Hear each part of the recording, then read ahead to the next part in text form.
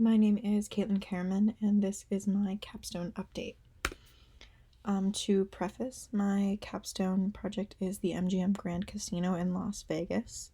My Capstone plan is to increase customer satisfaction through data profiling and other means of clarifying data to create better experiences for guests.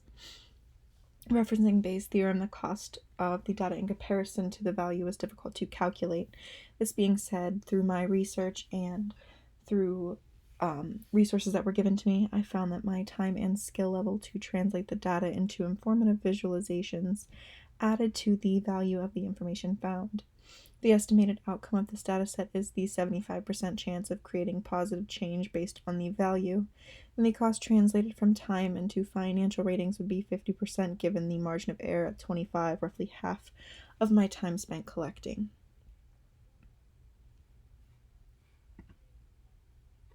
When looking at the data based on revenue and satisfaction rating by month, I was very interested in the patterns that I found.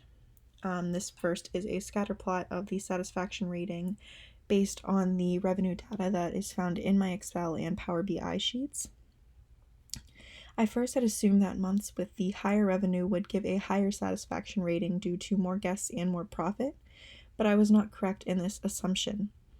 For a majority of the months in the 12-month period, the months with a higher revenue had a lower satisfaction rating than those with a lower revenue.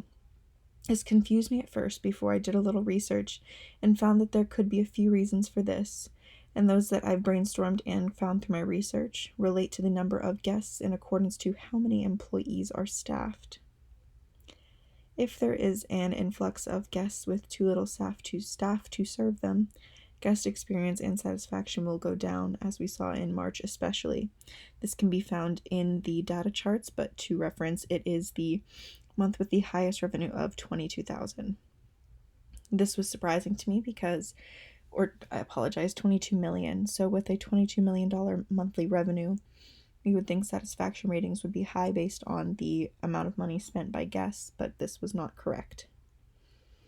Other reasonings come from those months with higher satisfactions recommending peers to visit and having differing experiences.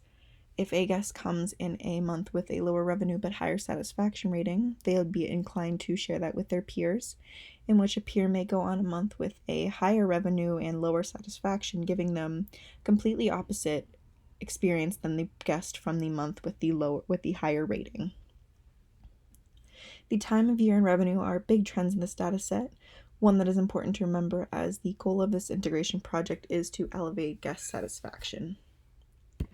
Showing this other data set as I answer the rest, clustering is not the most appropriate analysis in this case, as the amounts of data in this particular study are rather small. However, one would be able to gather the percentages and cluster them based on the revenue classes of 17 million through 22 million to give a better visualization of the data patterns explained.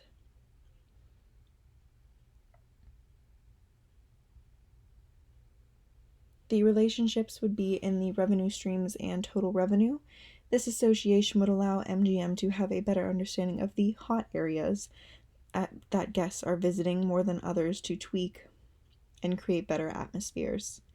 Finding these connections will allow for better experiences because the casino will understand what guests enjoy from different sections and implement changes to those that are not top areas. These correlations in the casino datasets are temporal due to their time analysis. They follow the course of a year and have totals at year end for the previous. For a network analysis, as you see below, I took a look at Twitter data for MGM Grand Casino and found interesting topics. This is used through Mention Map, which shows all the mentions from a specific hashtag or company. I chose MGM Grand, which is the casino.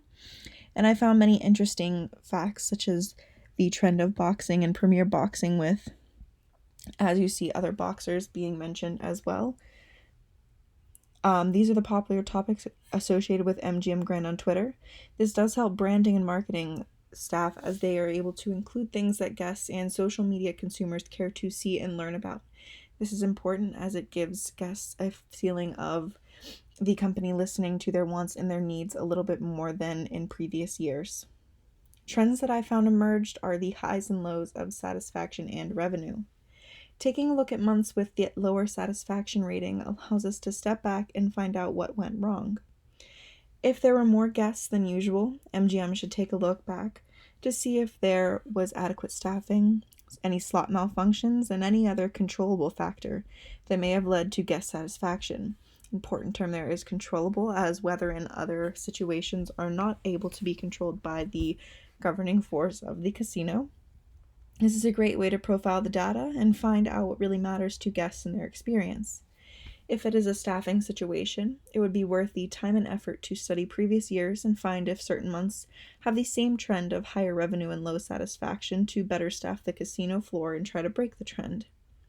Along with this, by judging the revenue of casino areas, setting up questionnaires to guests will help understand how to make a certain atmosphere better. For example, race booking had the lowest percentage total for the different game revenue of 2018. So a next step could be surveying those who enjoy the game to share what brings them back to better satisfy the needs of others.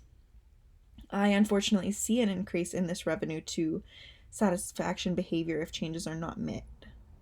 There is a greater need for satisfied customers in casinos as mobile and online gaming grows a bigger audience. This could cause a financial crisis as an extreme for MGM and the Las Vegas Strip if there's not a change. However, if these issues are addressed, it could lead to an increase in both satisfaction and revenue as guests are more inclined to return and recommend MGM Grand Casino to their peers.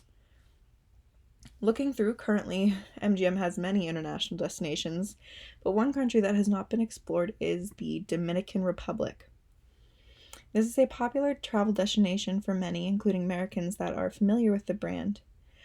The unfortunate current atmosphere is tense as there have been cases of health issues in relation to resorts and restaurants in the area. While this is risky and it could be an issue for the expansion, it would also have the potential to be a gain in MGM's favor. MGM Grand has resorts and casinos in many different countries and areas in the United States, something that many travelers are familiar with, and this could lead to more bookings and casino usage due to the safe feeling of something well known. Thank you.